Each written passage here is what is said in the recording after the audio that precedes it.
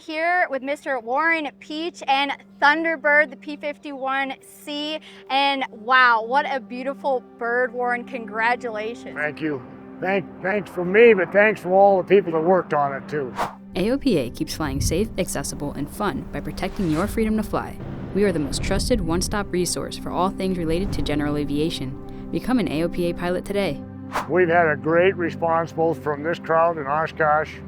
I've been working on the airplane for 24 years, and we've been working on it really hard for the last 3. I was a little nervous about how it would be received, but my reward in the whole project has been how people have come out of the woodwork and said, man, it's beautiful. Pictures don't do it justice. No, it does not. It does not. Walk us through it. You said you've been working on this airplane for decades. Kind of go into that.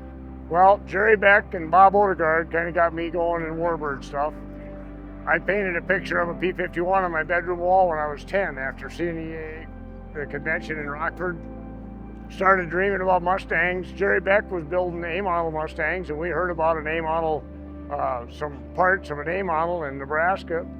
And we went looking for it, and we found some parts and got the ownership and found out it was a C model. And then I found out it was actually Thunderbird, Jimmy Stewart's old airplane. And it still holds the time record for piston-powered airplanes for the Bendix. It still holds the transcontinental piston-powered time to cross the country.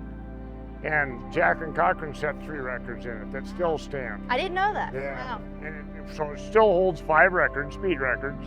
And it held the Queen Elizabeth II coronation films for CBS on the day she was coronated. No way. Wow. Yeah. So anyway, when I found out what airplane it was, I decided I didn't have any choice but recreate it completely the way it was. And this is exactly how it crossed the finish line in 1949 in Cleveland, Ohio, 4 hours and 12 minutes after it left California, 470 mile an hour average, and that record still stands. So it's a super light airplane. It was a light airplane when it got raced. It doesn't have any gun bumps.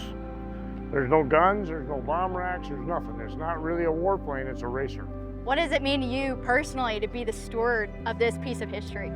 I love history, I always have.